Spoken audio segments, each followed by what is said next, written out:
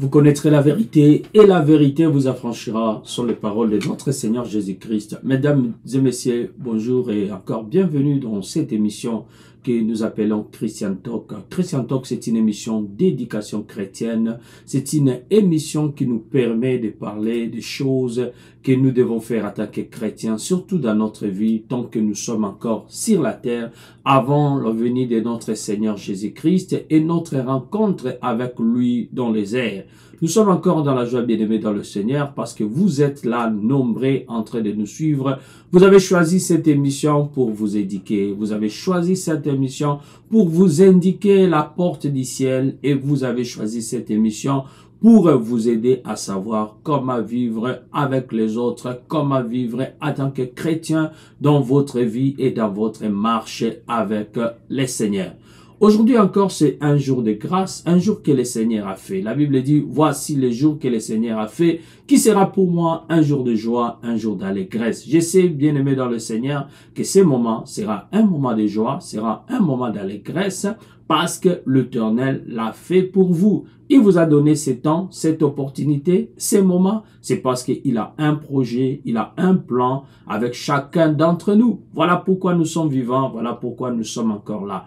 Jacques Afoy, c'est moi, je suis le présentateur de cette émission et je vous promets que cette émission sera encore aujourd'hui d'une grande bénédiction. Comme toujours d'ailleurs, comme toujours dans Christian Talk, nous parlons toujours des choses qui nous amènent de grandes bénédictions. Aujourd'hui encore, nous avons un invité de marque qui va nous parler et nous avons l'honneur de l'avoir encore avec nous aujourd'hui. Je sais que sa présence sera aussi de grandes bénédictions. Et le sujet que nous allons parler aujourd'hui est aussi d'autant d'importance. Pourquoi? Parce que le moment pendant lequel nous nous trouvons, ce monde du numérique, les sujets que nous avons aujourd'hui, je vous assure, bien-aimés dans le Seigneur, il est très important. Il est très capital. Et c'est bien, bien-aimés dans le Seigneur, que vous soyez éduqués dans ce sens, parce que ce sujet, je vous dis, il va aider votre vie. Avant que nous puissions commencer cette émission, nous allons prier ensemble comme d'habitude, afin que nous soyons soutenus par les ciels. Vous savez, sans Dieu, nous ne pouvons rien. Et nous sommes conscients, convaincus, pas seulement parce que la Bible le dit, mais de nous-mêmes, par notre expérience. Nous avons compris que sans lui, nous ne pouvons rien. C'est pourquoi nous l'appelons. C'est pas parce que la Bible le dit, mais parce que nous avons remarqué, sans lui, nous ne pouvons rien. C'est pourquoi nous prions. C'est pourquoi nous l'appelons. C'est pourquoi chaque jour et chaque instant, nous cherchons son soutien. Parce que nous avons compris, sans lui, nous ne pouvons rien. Seigneur, nous avons encore besoin de toi. À ces moments, assiste-nous. Que ta présence soit avec nous. Que ta grâce, Seigneur, nous aide. La sagesse, l'intelligence. Que ton esprit septendimensionnel nous inspire encore à ces moments. Que nous soyons soutenus par la puissance du Saint-Esprit. Que tout ce que nous allons utiliser aujourd'hui comme instrument, comme appareil, tout soit soutenu par toi. Que nous puissions voir ton soutien du début à la fin de cette émission. Instruis-nous, enseigne-nous, oriente-nous, Seigneur, afin que nous soyons sauvés dans toute bonne œuvre. Merci pour ta présence. Au nom de Jésus, nous avons prié. Amen. Bien-aimés dans le Seigneur, comme je disais, aujourd'hui c'est encore merveilleux. Et nous allons recevoir l'homme de Dieu pour commencer cette émission avec lui. Et alors nous allons annoncer les sujets juste après cette petite pause.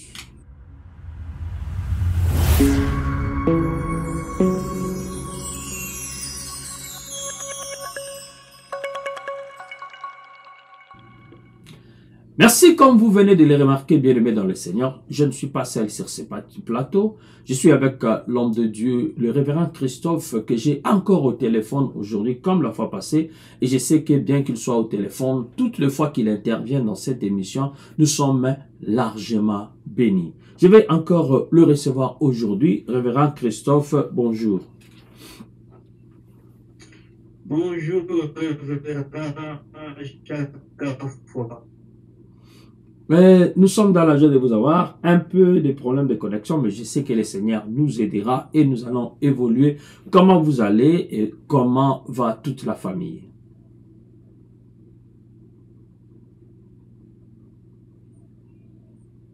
Je vais bien et toute la famille va dire par la grâce du Seigneur. Merci. Vous allez bien et toute la famille va bien par la grâce du Seigneur. Révérend Christophe, nous allons devoir commencer cet enseignement aujourd'hui. Le sujet, il est déjà là, affiché au bas de votre écran, bien-aimé dans le Seigneur. Vous qui nous suivez à partir de votre téléphone, à partir de votre écran téléviseur, à partir de votre ordinateur. Le sujet est sur le banc de votre écran. Nous voulons parler des stratégies pour l'éducation des enfants. Les stratégies pour l'éducation des enfants, c'est les sujets que nous allons développer aujourd'hui, bien-aimés dans le Seigneur. Et je sais que vous serez richement bénis. Nous serons richement bénis dans ce sujet qui est un sujet d'importance capitale. C'est pourquoi je vous invite, bien-aimés, prenez votre chaise, asseyez-vous et regardez les bontés de l'Éternel, le bienfait de Dieu. Regardez ce que Dieu va faire avec vous aujourd'hui. Révérend Christophe, la stratégie pour une bonne éducation des enfants, pourquoi ce sujet est très important?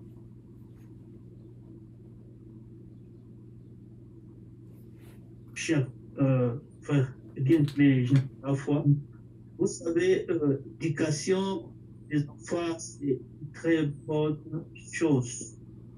Et c'est l'héritage que nous laissons à nos enfants.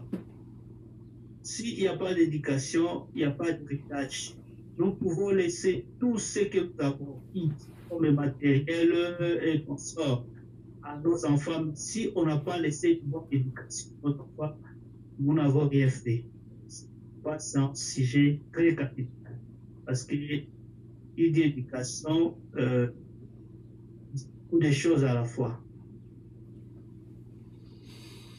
Oui, c'est un peu entrecoupé, mais nous avons entendu que l'éducation, c'est la mère. C'est beaucoup de choses à la fois, l'éducation. Et nous voulons particulièrement parler d'une éducation chrétienne donnée aux enfants. Pourquoi l'Église s'intéresse aussi à l'éducation? Merci beaucoup.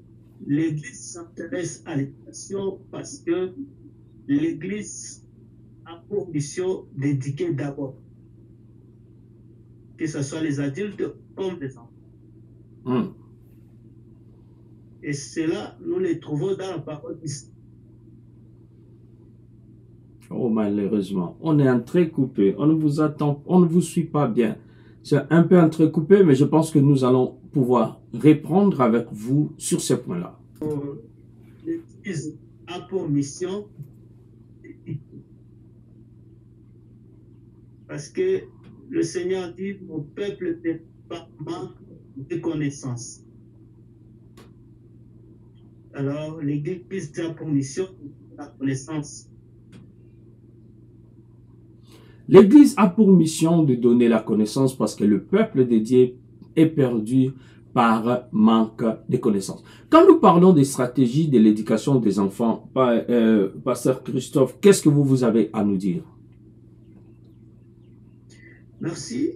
Moi aussi, je voudrais que nous puissions commencer par la définition du concept.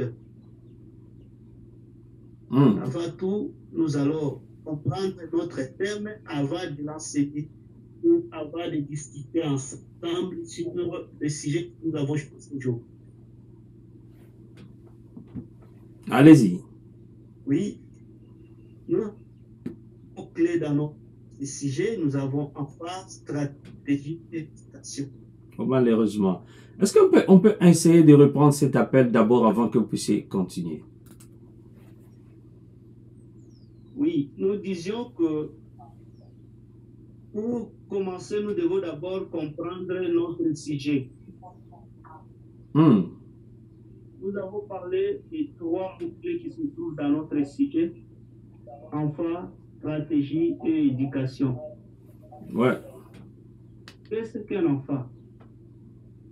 Un enfant, c'est un être qui n'a pas encore atteint la maturité physiologique et intellectuelle. Donc, c'est un être en développement. Deuxièmement, nous avons stratégie. La stratégie signifie une conduite ou une manière d'opérer. Et enfin, nous avons l'éducation qui est un concept à plusieurs définitions. Et pourquoi j'ai eu un peu l'embarras du sujet? Et j'ai voulu que nous puissions parler d'ici, donc, de la définition qui se trouve dans le dictionnaire français,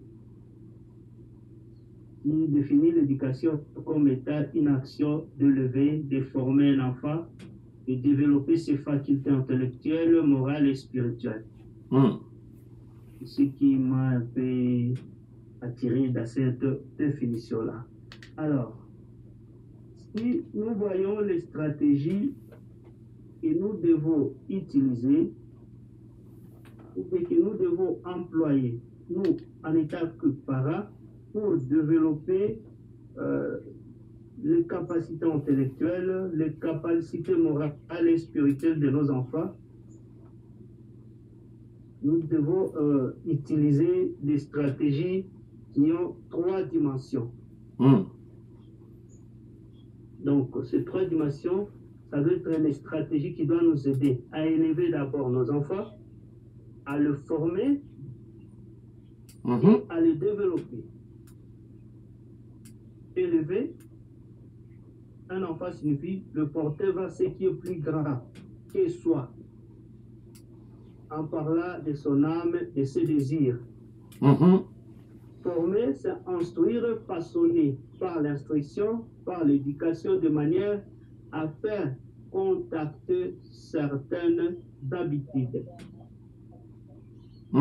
Développer, c'est faire un être, ou bien former, transformer son état physique, moral et spirituel. Et ça, ce que je peux dire par notre sujet pour que les gens puissent comprendre de quoi nous voulons parler à peu de mots. Merci, révérend Christophe. Est-ce que vous pouvez déverser cette matière parce que nous sentons que ça monte déjà dans nos cœurs et nous avons besoin de savoir. Est-ce que vous pouvez déverser la matière avant même que je puisse intervenir? Ok. Comme nous l'avons dit tantôt, l'enfant est un être en développement.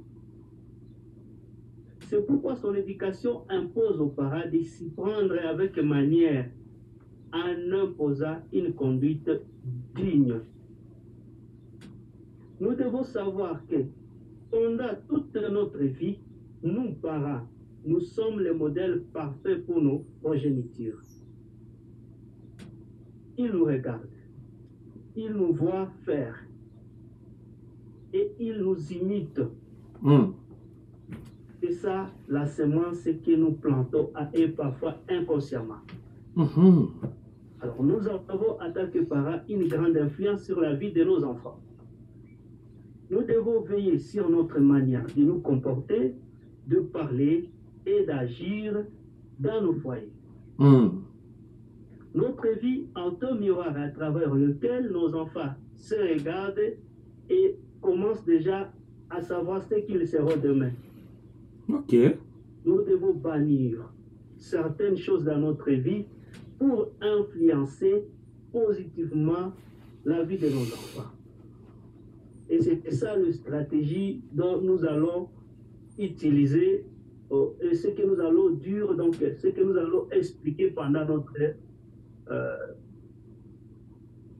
temps de message, quoi.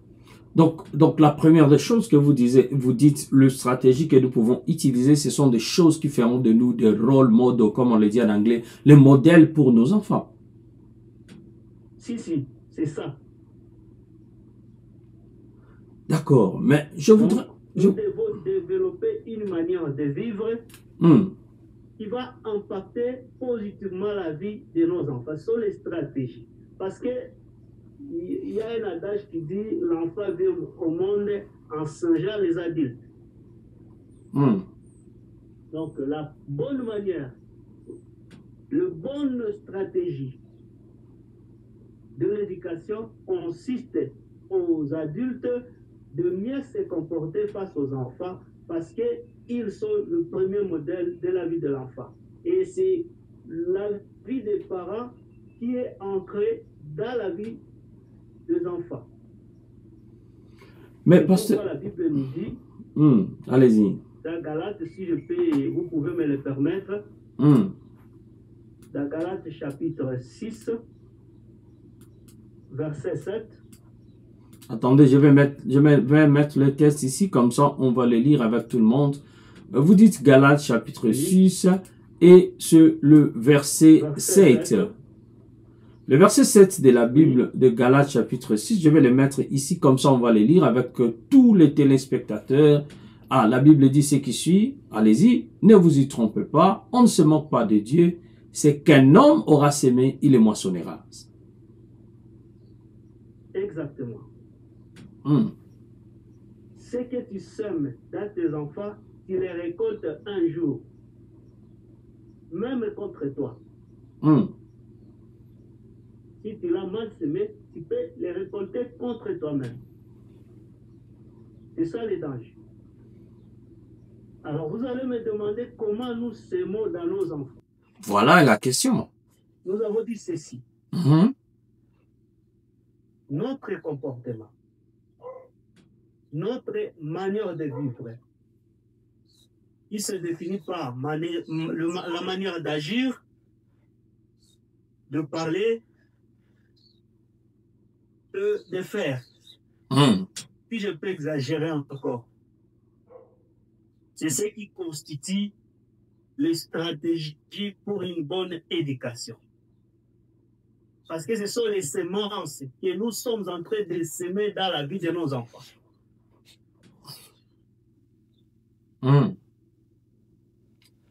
Pasteur, est-ce que vous pouvez aller de manière pragmatique avec des exemples à l'appui, de manière pragmatique, parce que nous voulons comprendre ça d'une manière pratique. De quoi vous êtes en train de parler? Parce que la théorie, oui, nous l'attendons, elle est bonne, et des fois, ça nous dépasse la compréhension. De manière pragmatique, de quoi vous faites allusion?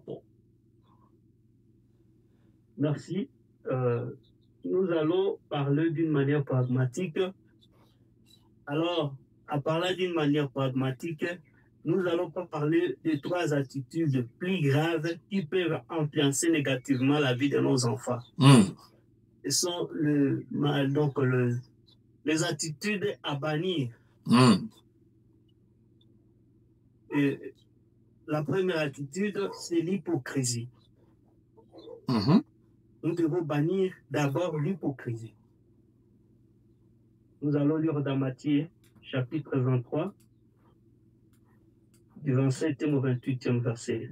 Dites Matthieu, chapitre 23. Je vais prendre aussi Matthieu, chapitre 23. Vous dites de 28e. 27 et 28e verset. 27 et 28e verset de Matthieu chapitre 23, si nous lisons avec tous les téléspectateurs bien-aimés qui sont en train de nous suivre à ce moment, la Bible dit, « Malheur à vous, scribes et pharisiens hypocrites, parce que vous ressemblez à des sépulcres blanchis qui paraissent beaux au dehors et qui au dedans sont pleins d'ossements des morts et de toute espèce d'impureté. » Le verset 28 dit, « Vous de même, au dehors, vous paraissez juste aux hommes, mais au dedans, vous êtes pleins d'hypocrisie et d'iniquité. » Le verset 29 dit, « Malheur à vous, scribes. » Non, on s'arrête par là. Au 28, ça va. Au 28. Je reprends encore la lecture? Par l'hypocrisie, nous allons dire ceci. D'accord. Allez-y. Dans le comportement des parents est en adéquation avec la bonne parole de Dieu et nous recevons et que nous imposons à nos enfants d'appliquer, nous tirons leur éducation. Nous les tirons dans l'air, si je peux le dire comme ça. Il arrive que le parent critique négativement tel ou tel autre membre de l'église, de la famille, de la société, un voisin, même un serviteur de Dieu, devant les enfants. Est-ce que le curieusement, les enfants vous voient pas sourire avec ces mêmes personnes, alors que vous les avez critiqués négativement, directement là, vous avez semé la graine de l'hypocrisie. Et vous venez de s'aimer automatiquement à eux. Quand nous avons double passe, nous, en tant que parents, nous apprenons à nos enfants que la vie est une comédie. Or, la vie n'est pas une pièce de théâtre. Nous vivons réellement notre vie. Alors, quand l'enfant voit cela, il imite, demain lui aussi, il va vivre avec ses doubles faces. Le malheur encore, ça serait que il le fera mieux que nous, parce qu'il nous a vu faire. Il va ajouter aussi son ingéniosité, et ça sera plus grave. Là, nous venons de semer la graine de l'hypocrisie. Et nous allons récolter demain. Peut-être contre nous. Ça, c'est là. Donc, nous devons bannir cette attitude-là en tant que parents, parce que l'hypocrisie n'est pas une bonne chose. D'accord. Et ce n'est pas une bonne matière à donner à nos enfants. Ce n'est pas une bonne stratégie d'éducation. Nous devons montrer la sincérité à nos enfants dès le bas âge, et ils doivent grandir sans pouvoir vivre l'hypocrisie. Et s'ils voient l'hypocrisie à nous, en tant que parents, ils appliqueront la même chose dans leur vie. Et c'est ça le malheur. C'est ça le comble du malheur même. Ça, c'est la première attitude à bannir pour préparer des êtres capables de vivre sans hypocrisie. Parce que notre Seigneur est entré de dire aux Parisiens que non, vous êtes hypocrites avec cette hypocrisie, et vous, et les scribes, vous ressemblez à des tombeaux blanchis, alors qu'au-delà de vous, vous êtes des pourritures. Donc, quand nous vivons l'hypocrisie, nous ressemblons aussi aux tombeaux blanchis. Parce que les enfants savent que nous sommes le meilleur. Nous, le parent, nous sommes toujours parfaits devant nos enfants. Et quand nous commençons à vivre l'hypocrisie, nous donnons une face qui n'est pas celle que les enfants voulaient voir à nous. Ça, c'est la première attitude à bannir. Si nous pouvons passer... Bien sûr, à la deuxième. Nous savons déjà que l'hypocrisie, ça tue l'éducation des enfants. La première des choses qui tue l'éducation des enfants, c'est l'hypocrisie. Oui. Allons-y. Nous avons l'orgueil. L'orgueil. Oui. Romains chapitre 12, le 3e verset. Romains chapitre 12, le 3e verset. La Bible dit ceci au 3e verset de Romains chapitre 12. La Bible dit, par la grâce qui m'a été donnée, j'ai dit à chacun de vous de n'avoir pas de lui-même une trop haute opinion, mais de revêtir de sentiments modestes selon la mesure deux fois que Dieu a départi à chacun. Nous devons, selon la parole de Dieu, ne pas avoir une très haute opinion de nous, mais nous devons être humbles. Avoir une très haute opinion de nous, ça veut dire nous considérer plus que tout le monde, et c'est ça l'orgueil. Il y a des parents qui se croient supérieurs aux autres, malheureusement. Et ils le manifestent devant les enfants. Ils arrivent à rabaisser les autres, à les juger, à les critiquer. Et tout cela devant leurs dents. Alors, ça c'est grave dans la mémoire de l'enfant. C'est la sémence. Nous avons dit que les enfants nous voient, ils nous regardent. il ne se limite pas seulement à nous regarder, il nous imite. Il faut ce que nous faisons. Ils parlent comme nous parlons. Ils agissent comme nous agissons. Il y a même des enfants qui arrivent à gesticuler comme leurs parents.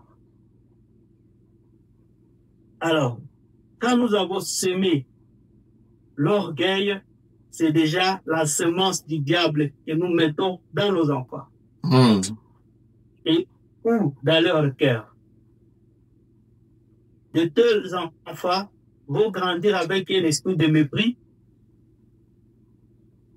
et deviendront plus tard des jeunes rebelles, orgueilleux, ingérables, même pour leurs parents, malheureusement. Malheureusement, oui. Nous revenons encore à la parole de Dieu. Dans Galates 6, 7, là, on a dit, on ne récolte que ce qu'on a semé. Bien sûr. C'est ça le comble du malheur.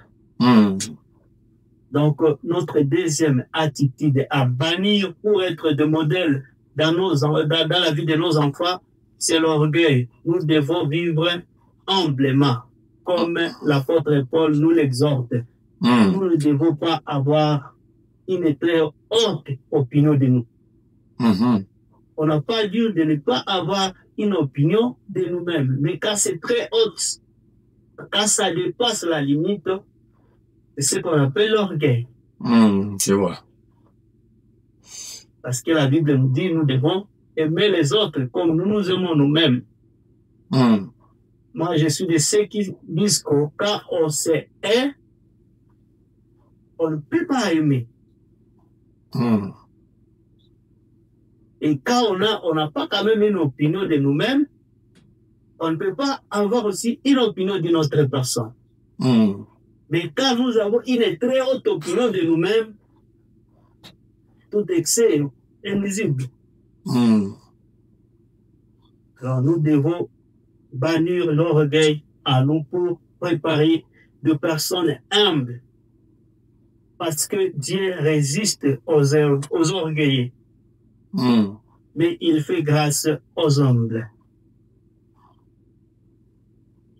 Troisième attitude à bannir.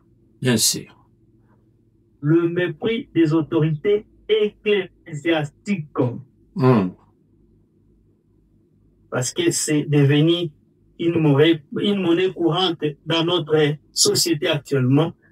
Les gens ne considèrent plus les hommes de Dieu.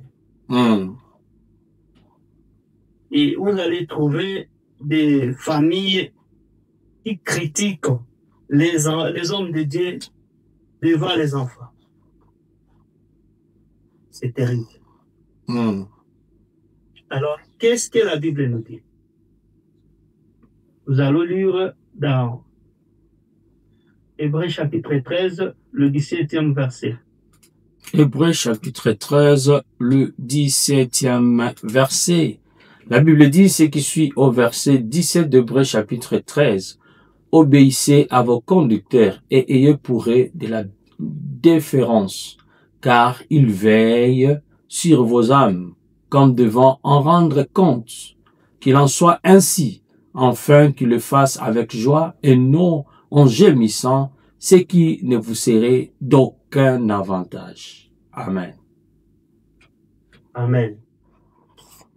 Malheureusement, il arrive parfois que le parent dénigre un pasteur, un ancien, un diacre ou un frère de l'église devant les enfants. Cela détruit la confiance de la foi envers le Christ. L'enfant vient de recevoir la sémence des critiques et des divisions dans son cœur. Il sait déjà que non, tel pasteur n'est pas bon. D'ailleurs, papa l'a dit. Papa ne l'aime pas. D'ailleurs, il a critiqué.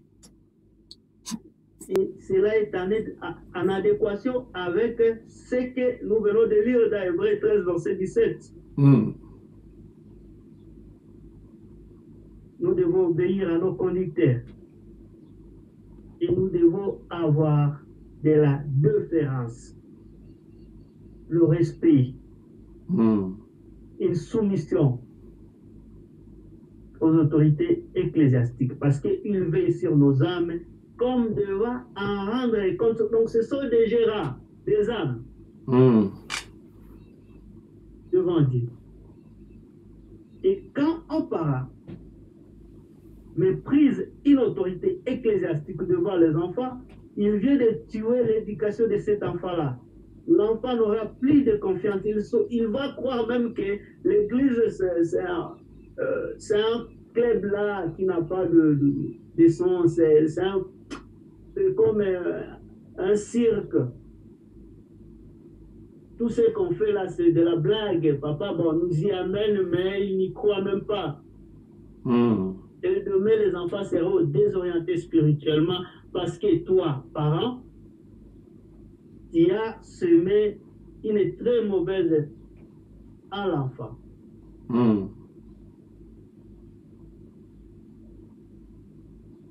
C'est notre troisième attitude à bannir. D'accord.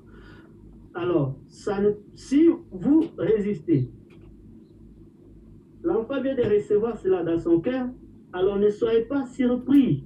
Demain, quand tu verras que l'enfant commence aussi à se comporter très mal vis-à-vis de serviteurs de Dieu, et peut-être lui, il ne fera même pas l'hypocrisie, il va le faire ouvertement.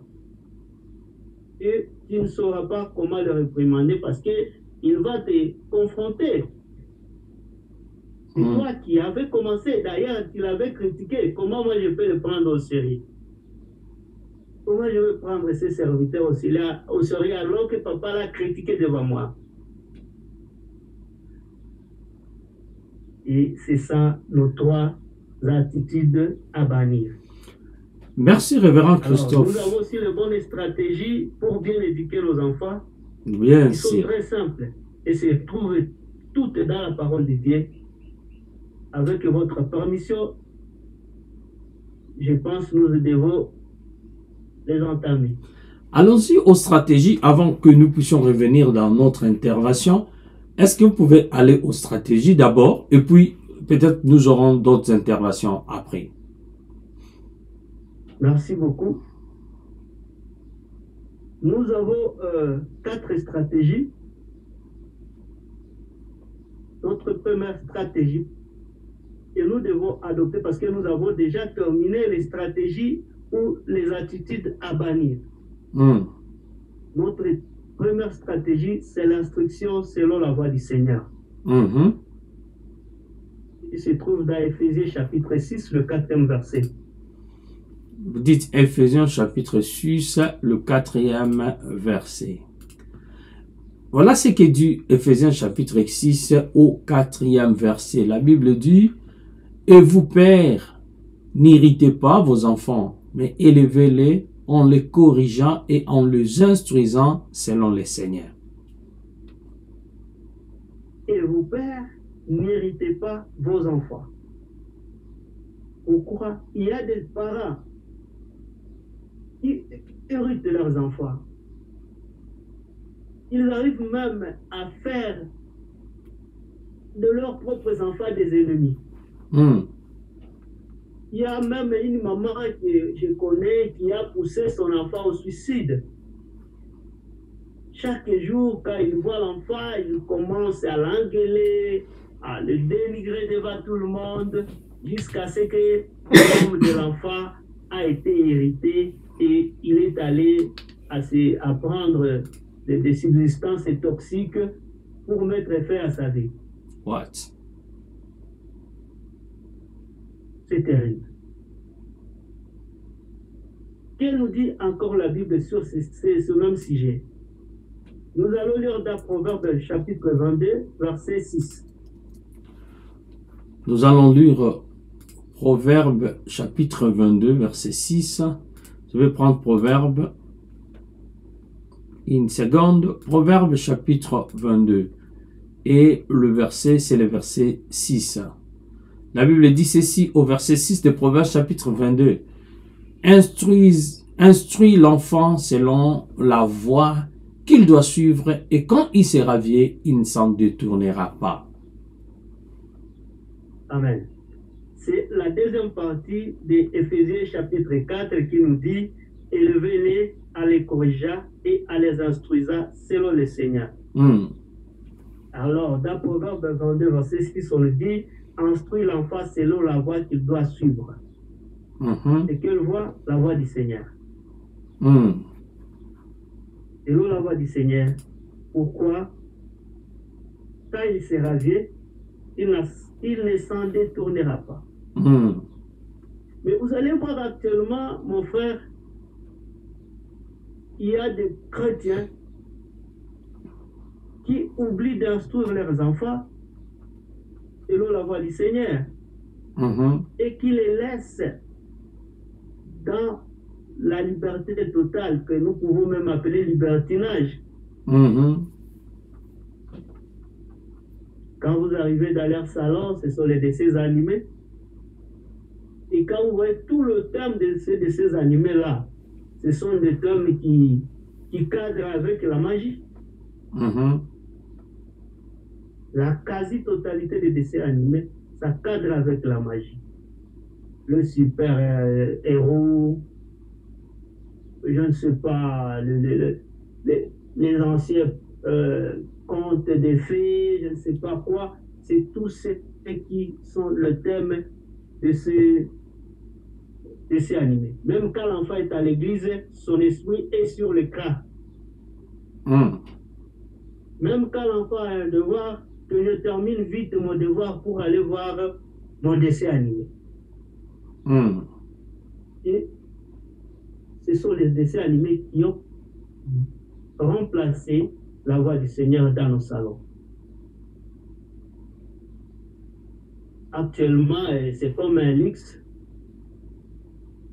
Quand l'enfant a 8 ou 9, 10 ans, il sait déjà manipuler son téléphone. Il faut lui acheter une tablette, je ne sais pas quoi. Et l'enfant découvre les autres voies en dehors du voie du Seigneur à partir de multimédia et des réseaux sociaux. C'est grave, nous avons failli. Nous devons retourner sur la voie du Seigneur pour y amener aussi nos enfants. Parce qu'un parent qui n'est pas sur la voie du Seigneur, on ne peut pas y amener son enfant. Mais quand il est sur la voie du Seigneur, l'enfant doit y passer aussi. Et c'est ce que Proverbe 22, verset 6 nous dit. Instruis l'enfant selon la voie qu'il doit suivre. Et comme nous avons dit tantôt que nous sommes le modèle des enfants, nous ne pouvons pas pousser les enfants sur la voie du Seigneur alors que nous n'y sommes pas. Nous devons être devant et les enfants vont nous suivre. Ça, c'est une évidence. La deuxième des stratégies, c'est l'humilité. Nous devons apprendre à nos enfants d'être humbles. Nous lisons dans Jacques chapitre 4, verset 6.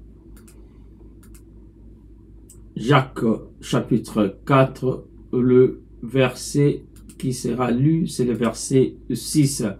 La Bible dit ceci dans Jacques chapitre 4, le verset 6. La Bible dit, il accorde au contraire une grâce plus excellente. C'est pourquoi l'Écriture dit, Dieu résiste aux orgueilleux, mais il fait grâce aux humbles. Dieu résiste aux orgueilleux, mais il fait grâce aux humbles. Nous devons enseigner comme stratégie pour une bonne éducation l'esprit d'humilité à nos enfants. C'est un très grand héritage que nous devons laisser à nos enfants. Parce que Dieu sera leur ami. Mais quand nous leur laissons l'orgueil, nous laissons à nos amis, à nos enfants, un mauvais héritage parce que Dieu sera leur ennemi. Ils résistent aux orgueils. Et qui peut résister à Dieu? Personne. Donc ils seront écrasés par Dieu. Mais quand nous leur enseignons l'humilité, nous les rapprochons de Dieu. Ça, c'est automatique. C'est notre deuxième stratégie pour une bonne éducation. Troisièmement, nous avons le pardon. Nous devons apprendre à nos enfants à pardonner, coûte que coûte. Et nous devons commencer cette éducation-là au pardon de les très bas âge. Ils doivent grandir en sachant qu'ils doivent pardonner. Et à tout prix, comme le Seigneur l'avait dit. Nous allons lire dans Matthieu chapitre 6, le verset 14 à 15. Matthieu chapitre 6, les versets, sur les versets 14 et les versets 15. La Bible dit ce qui suit au verset 14. Si vous pardonnez aux hommes leurs offenses, votre Père céleste vous pardonnera aussi. Et le verset 15 dit, mais si vous ne pardonnez pas aux hommes, votre Père ne vous pardonnera pas non plus vos offenses. Amen. Nous devons inculquer à nos enfants qu'ils ont commencé à comprendre le pardon. Donc, au-dessus de l'humilité, nous devons leur apprendre à pardonner. Oui, révérend Christophe. Parce que le pardon est conditionnel. Quand vous parlez, leur dire cela. Quand vous parlez du pardon, oui. Quand vous parlez du pardon, et nous avons parlé de l'humilité, et nous avons aussi parlé d'être de modèle pour nos enfants. Est-ce que c'est pas aussi bon pour les parents de temps à autre, quand nous sentons que nous avons lésé nos enfants, comme Éphésiens l'a dit, n'irritez pas vos enfants, de venir auprès d'eux et de leur demander aussi pardon et dire, pardon, je sais que j'ai mal agi, pardon, et peut-être les enfants vont aussi apprendre de nous. Vraiment, merci beaucoup pour cette relance. Nous avons dit que nous sommes les modèles. C'est nous les tableaux sur lesquels les enfants lisent tout ce que nous sommes en train de dire ici. Nous devons pratiquer nous-mêmes. Parce que je sais que dans l'enseignement passé, nous avons parlé du pardon longuement. Peut-être on n'a pas dit cela dans le cadre de la vie entre parents-enfants. Mais le pardon, nous avons dit que c'est un terme qui est transversal. Ça n'a pas de limite. Ça touche partout, dans toutes les catégories possibles. Ce n'est pas parce que moi je suis père que je veux me comporter comme un père, parce que dans nos cultures, on dit que le papa ne peut pas se courber devant l'enfant pour lui demander pardon. Non, non, non. Non, non, non, ça c'est diabolique. Quand vous avez offensé votre enfant, en tant que parent, vous devez demander pardon à l'enfant. C'est ça l'unique modèle, c'est ça l'unique stratégie pour l'enseigner à pardonner. Quand vous-même, vous n'avez jamais demandé pardon à votre enfant, comment vous allez dire à l'enfant de pardonner une tierce personne? C'est absurde. Mais quand vous avez déjà fait l'acte de demander pardon à vos enfants, je pense que eux aussi, quand ils ont commis une faute, ils vous ont offensé, naturellement, ils viendront devant vous pour demander pardon. Mais quand vous les offensez et que vous ne demandez pas pardon, vous semez. Nous avons dit là tantôt que vous avez déjà semé une mauvaise graine et vous allez récolter. Mais dans les stratégies, les bonnes stratégies, nous avons dit qu'il faut être humble Et quand vous avez l'humilité, vous devez naturellement demander pardon. Ça, c'est notre troisième stratégie de l'éducation que nous devons appliquer pour éduquer nos enfants. Et notre quatrième stratégie, c'est le respect des parents en général. Nous allons lire dans Éphésiens chapitre 6, 1er au 3e verset. Éphésiens chapitre 6, du 1er au 3e verset, la Bible dit ce qui suit. Enfants, obéissez à vos parents selon les seigneurs, car cela est juste. Honore ton père et ta mère, c'est le premier commandement avec une promesse, afin que tu sois heureux et que tu vives longtemps sur la terre. Amen. Amen. La Bible nous montre que nous devons enseigner à nos enfants l'obéissance aux parents. Là, nous sommes en train de parler des enfants. Parce que ce sont les êtres qui sont en train de chercher à devenir adultes, donc qui sont en développement. Donc, nous devons déjà, de le bas âge, leur inculquer l'obéissance. Et comment ils vont obéir? C'est quand nous, leurs parents, nous obéissons aussi à nos parents. Si nous avons la chance de les avoir, nous devons montrer de l'obéissance à nos parents parce que nous ne sommes pas tombés d'un arbre comme les gens disent. Nous sommes venus aussi des parents.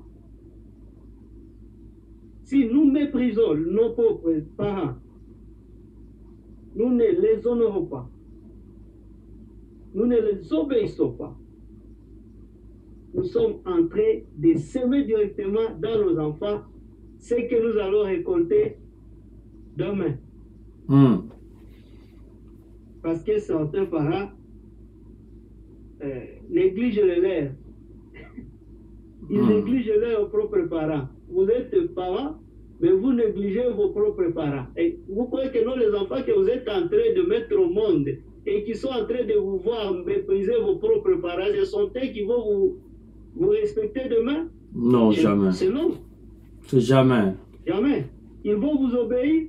Non, ce sont des petits rebelles que vous êtes en train de mettre au monde. Ils vont vous déshonorer. Parce que vous ne le faites pas envers vos propres parents. Parce que c'est l'unique commandement qui a une promesse. Pour vivre heureux et longtemps sur la terre, il faut honorer et obéir aux parents. Je pense que, pasteur Christophe, je pense que ça peut s'étendre, pas seulement aux parents, mais ça peut s'étendre la manière dont nous, parents, nous traitons les personnes les plus âgées que nous. Ça peut montrer les modèles aux enfants, comment traiter les personnes les plus âgées. Pas seulement nos parents biologiques, mais les gens avec qui nous sommes dans la société, dans l'église, qui sont plus âgés que nous. La manière dont nous montrons l'obéissance, l'honneur, ça peut aussi les pousser à apprendre, comme nous l'avons dit, que nous sommes les modèles. Exactement. Merci beaucoup, pasteur, pour le complément. Nous devons être modèles. Nous devons être modèles en toutes choses pour nos enfants.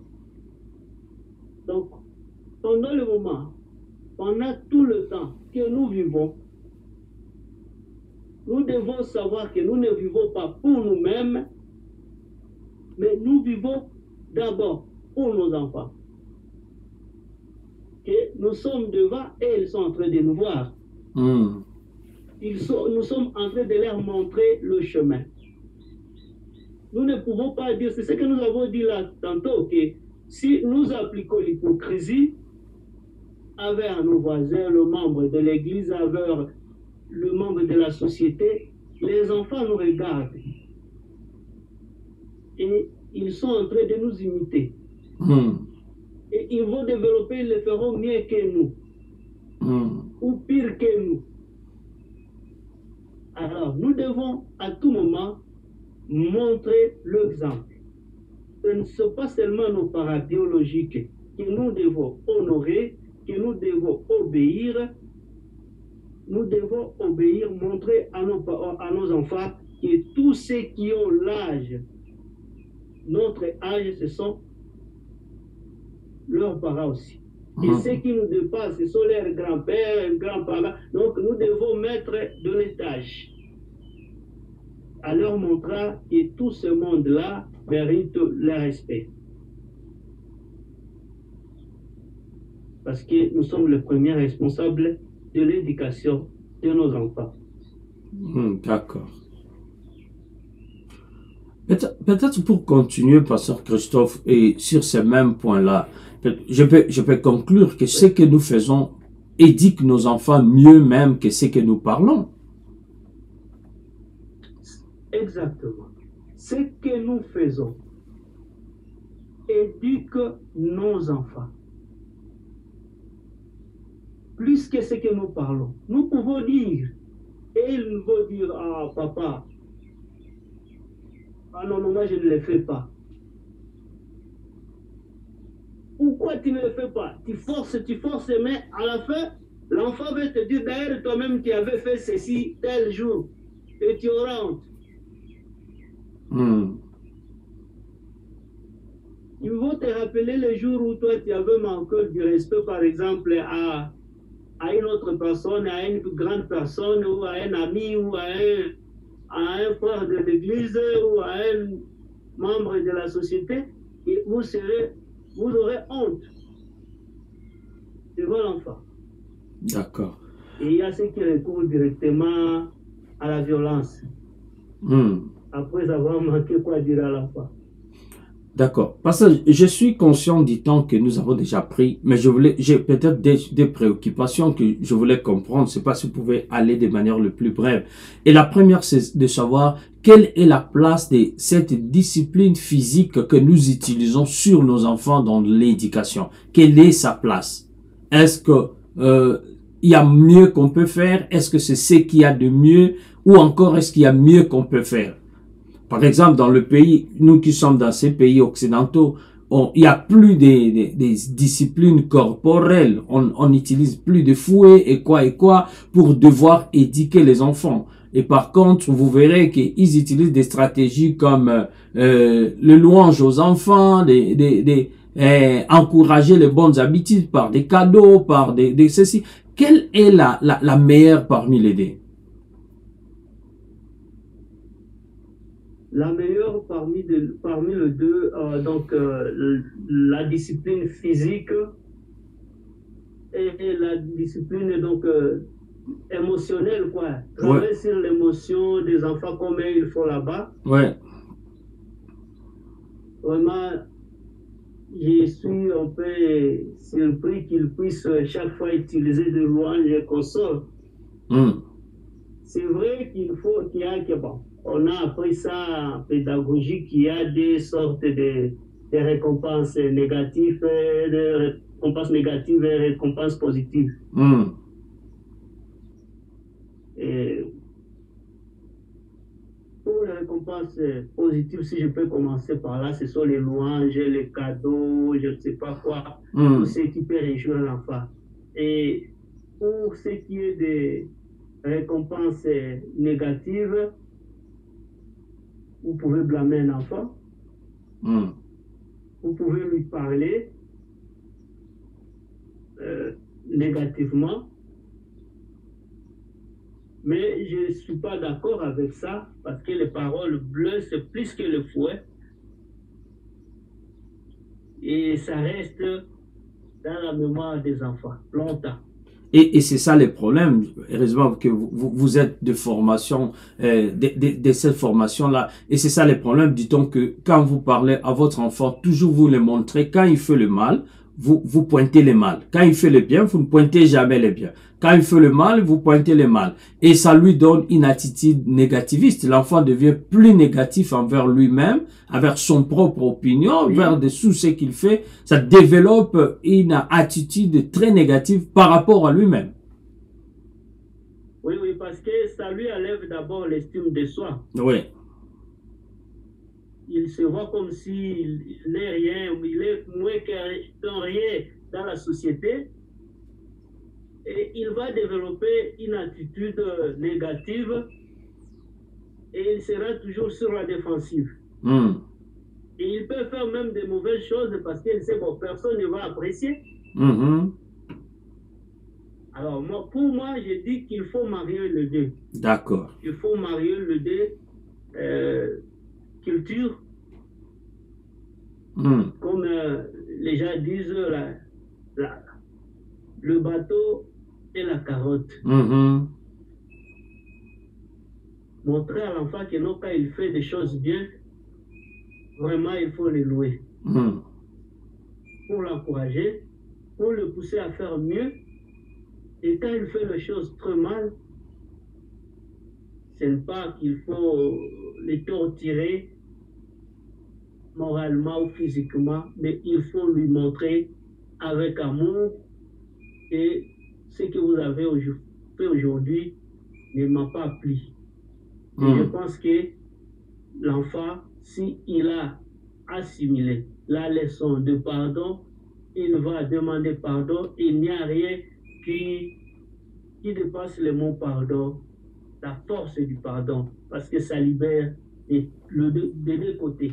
Ça libère la personne qui a été offensée et ça libère aussi la personne qui a offensé. Et ça lui remet dans la paix. Donc ça lui donne la paix et il se sent encore à paix qu'il peut parler à papa, il peut parler à maman parce qu'il n'a plus de problème avec papa, qu'il n'a plus de problème avec maman. Oui, il faut revenir dans Ephésiens chapitre 6 où nous avons commencé, pasteur. Ephésiens chapitre 6, le verset 4, où l'apôtre Paul dit « Vous pères, n'irritez pas vos enfants ». Comment on peut irriter son enfant? C'est quoi comme exemple là-bas dans ce texte? Merci beaucoup. Irriter ses enfants, il y a plusieurs manières dont nous nous comportons et qui sont des comportements irritants. Il peut y arriver comme papa, parce qu'il est père, il peut se permettre tout. Jusqu'à ce qu'il peut arriver à blesser l'enfant et il se sent à l'aise.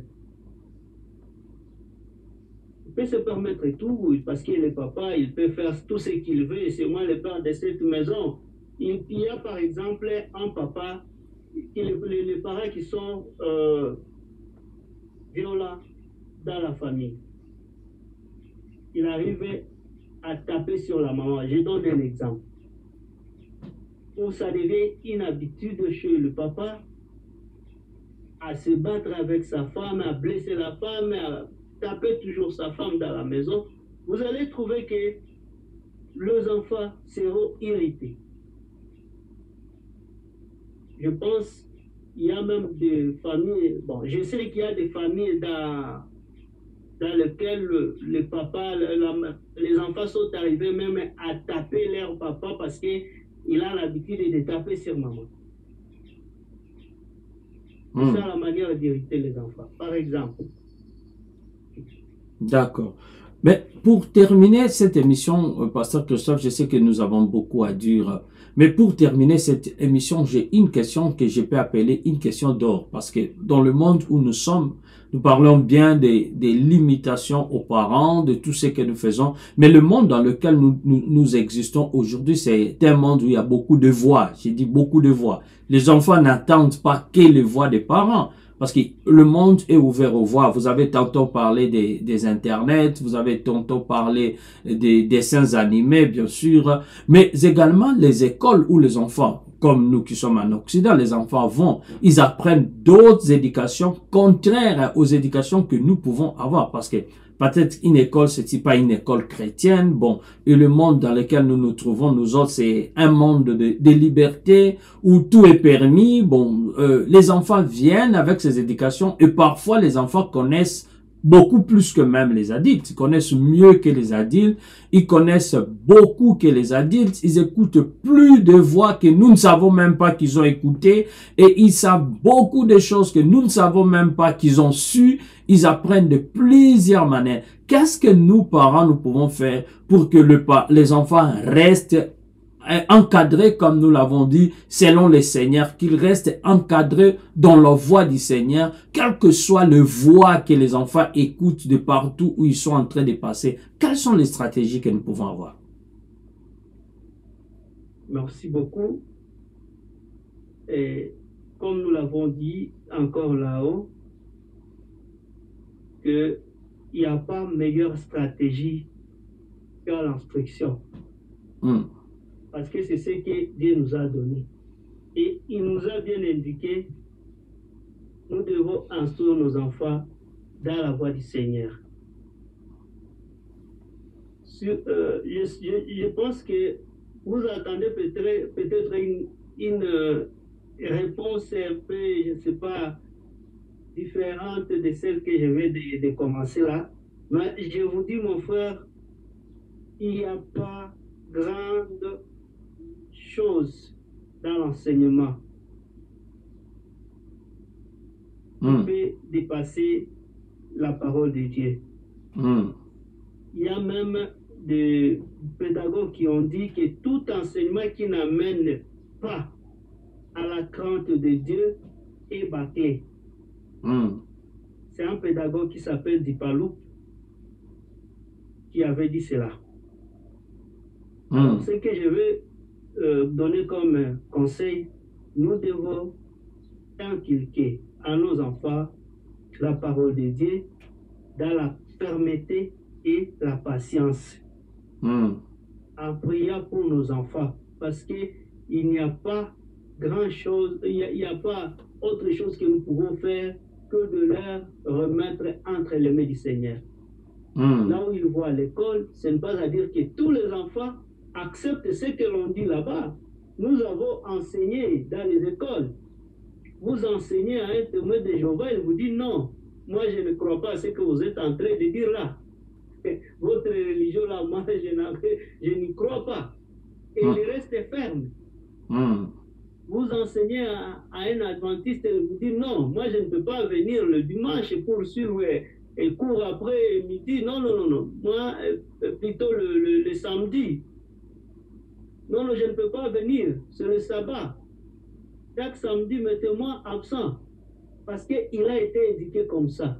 Et ce que nous indiquons, ce que nous donnons comme enseignement de la part du Seigneur à nos enfants, ça ne passe pas. Ça reste en haï. Et nous serons surpris un jour quand ils reviendront nous dire on nous a dit ceci à l'école, on nous a dit ceci à l'école, mais moi je n'y crois pas, papa. Est-ce que papa, vous aussi, vous y croyez? Alors, c'est la parole de Dieu et la prière qui peut laisser que nos enfants ne puissent pas embrasser toutes les mauvaises choses qu'on leur enseigne à l'école. C'est vrai, il y a des choses qui s'enseignent dans les écoles. On n'est pas avec les enfants, mais Dieu est avec eux. Nous devons rester dans la bonne parole du Seigneur. Et la prière, le remettre entre les mains du Saint-Esprit pour qu'il soit guidé par Dieu. Donc, nous devons toujours continuer à encourager les enfants à aller à l'église, à participer au culte, à prendre l'église avec importance, mais aussi les cultes de la maison et les moments de partage de la parole de la maison. C'est peut-être quelque chose qui peut aider aussi. Je pense que, un pasteur, c'est tout un enseignement. Le culte de la maison, c'est tout un enseignement. Ce n'est pas quelque chose que nous pouvons prendre à la légère. Vraiment, c'est trop profond. D'accord, voilà la stratégie que nous devons avoir pour éduquer nos enfants. Je pense que l'une des choses que je pense, c'est pas comment vous voyez que nous pouvons faire en tant que parents, c'est avoir encore nos enfants plus près de nous qu'avant, que nos parents pouvaient avoir, parce que si on n'a pas nos enfants dans nos parages, plus près de nous, les mettre en confiance, des fois on ne saura jamais ce qui se passe. Si, nous devons premièrement assainir l'environnement spirituel de notre famille. Nous devons toujours garder à ce qui est de la positivité spirituelle tout autour de nous. Et cela est organisé par le parent. D'accord. Dans cet ensemble-là que nous avons le culte de la famille, le conseil, les bonnes paroles positives, la prière. Nous devons bannir de notre bouche les paroles méchantes, la malédiction et tout ce qui peut aller avec. Et ce qui peut garder l'environnement que nous pouvons appeler saine ou sainte tout autour de notre famille. Et c'est l'ensemble de tout cela qui contribue à l'éducation de nos enfants.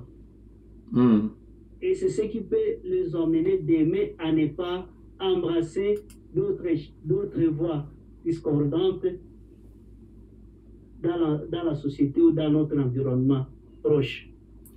D'accord, pasteur, je suis conscient du temps que nous sommes presque arrivés à la fin, mais peut-être cette question, il y a maintenant dans la vie, je vais parler même des familles, que ce soit en Europe, en Afrique, en Occident, partout au monde, la vie devient trop dure. Les parents sont trop occupés. Ils sont à gauche, ils sont à droite. En Afrique, par exemple, les enfants sont laissés au nounou, les enfants sont laissés et on ne sait jamais ce qui se passe parce que la maman est occupée, le papa est occupé, les nounous se chargent de l'enfant de A à Z, du début à la fin. Quels peuvent être les risques? Les risques sont grands. Et trop élevés encore. Parce que quand vous laissez à une personne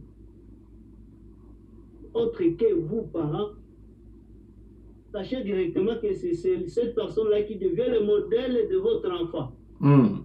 Et celui le véritable parent, parce que vous avez démissionné. C'est le mal. Et tout ce que cette personne-là fera, c'est ce que l'enfant fera. Comme nous avons dit, nous sommes les miroirs par lesquels les enfants se regardent dans le futur. Donc, dans le futur, sachez que votre enfant sera comme votre nounou. Il se comportera de la même manière. C'est ça le mal. D'accord. Et comment pallier à tout ça? Parce que la vie aussi est trop dure. La vie est trop dure, mais nous avons l'obligation de prendre notre charge. C'est Dieu qui nous a donné nos enfants. Et il ne nous a jamais dit de les confier à X ou à Y pour leur éducation. La Bible est claire là-dessus. Nous, parents, nous devons instruire nos enfants selon la voie du Seigneur. C'est nous, parents. On n'a pas de substitut de parents. Personne ne peut être mon substitut. Si moi je ne suis pas là, maman est là. Alors, nous devons faire tout pour ménager notre horaire pour qu'il y ait une personne qui s'occupe des enfants pendant un certain temps en attendant que l'autre puisse venir. D'accord. Peut-être nous aurons la grâce de revenir la fois prochaine où nous allons parler du rôle de chacun des parents dans l'éducation des enfants. Parce que quand nous lisons par exemple un homme comme Salomon qui a écrit tout un chapitre où il parle d'instruire par sa mère, et quand nous voyons les éducations aujourd'hui, est-ce qu'il y a des rôles que chacun parent peut jouer? Peut-être ça fera l'objet d'une émission où nous allons peut-être essayer d'établir les rôles et dire voilà ce qu'un père est appelé à faire, voilà ce qu'une mère est appelée à faire pour assurer l'éducation des enfants. Que pensez-vous de ça, pasteur? Effectivement, chaque parent a son rôle. Et selon les âges ou bien la période de la croissance de l'enfant, il y a un des deux parents qui a un rôle prépondérant. Parce que l'enfant, ce n'est pas quelqu'un qui naît, qui grandit automatiquement, non. Il y a des étapes. Et pendant toutes ces étapes-là, il y a parfois que l'enfant peut être attaché à l'un des parents. Mais il arrive à un certain âge que l'enfant a besoin de deux parents. Je pense, comme vous l'avez dit, nous allons, dans une autre émission, établir le rôle de tout un chacun des parents pour déterminer, pour aider nos téléspectateurs et nos auditeurs à suivre, donc à connaître leur rôle dans la famille et dans l'éducation des enfants. D'accord, pasteur, on va y revenir, mais nous sommes arrivés presque à la fin de cette émission aujourd'hui. Je ne sais pas quel est votre mot aujourd'hui avant que nous puissions clôturer. Mon dernier mot, ou bien le mot que je peux dire pour les parents qui sont confrontés à des problèmes d'éducation des enfants, c'est qu'ils puissent s'amender. Vaut mieux tard que jamais, disent les Français. Avec l'aide du Seigneur, nous pourrons arriver à récupérer nos enfants. Les enfants n'ont que besoin de paix, d'amour. Et ils ont besoin de nous voir, nous, changer, transformer pour qu'ils puissent emboîter les pas. C'est nous qui sommes l'origine des problèmes dans nos foyers. Quand nous avons démissionné, quand nous avons abandonné l'éducation de nos parents, et plutôt de nos enfants, voulais-je dire, les enfants vont devenir ce qu'ils sont parce que nous les avons abandonnés. Les abandonner comment? Par notre comportement qui n'est pas un bon modèle pour les enfants. Comme nous venons d'apprendre les stratégies, nous avons le devoir de changer. Nous avons le devoir d'être un modèle pour que nos enfants puissent devenir plus meilleurs que nous. Merci encore aux téléspectateurs, merci encore bien-aimés. Nous sommes arrivés presque à la fin de cette émission d'aujourd'hui parce que nous n'arriverons jamais à la fin de l'éducation, parce que l'éducation continue toujours. C'est pourquoi, bien-aimés dans le Seigneur, tout en terminant cette émission, nous sommes conscients que l'éducation, c'est pas une chose facile. Nous sommes conscients que le monde dans lequel nous nous trouvons aujourd'hui a beaucoup de réalités et ça devient peut-être un peu difficile que nous soyons engagés. L'éducation des enfants, c'est devenu encore un travail à plein temps pour nous les parents, mais comme nous venons de l'apprendre aujourd'hui à partir de l'homme de Dieu, nous devons savoir que c'est une responsabilité que le Seigneur nous a donnée et le Seigneur nous attend que nous puissions remplir cette responsabilité avec amour, avec patience et nous puissions amener nos enfants selon la voie du Seigneur. Merci de nous avoir suivis, que Dieu vous bénisse. Notre prière, c'est que Dieu restaure l'atmosphère de sa gloire dans votre maison, l'atmosphère de sa gloire dans toute votre famille, afin que votre famille puisse refléter l'image de Christ dans toutes choses. Voilà notre prière pour aujourd'hui, pour vous bien-aimés, et nous vous demandons que vous soyez encore une fois scotchés dans ces enseignements pour que votre vie encourage vos enfants à vivre dans une vie de la piété, dans une vie de responsable dans une vie de gens qui craignent l'Éternel. Nous vous disons donc merci et nous vous fixons rendez-vous pour la fois prochaine pour un nouveau numéro de Christian Talk. Jusqu'à la fois prochaine, que l'Éternel vous bénisse et que sa grâce vous localise de partout où vous êtes dans le nom de Jésus. Soyez bénis.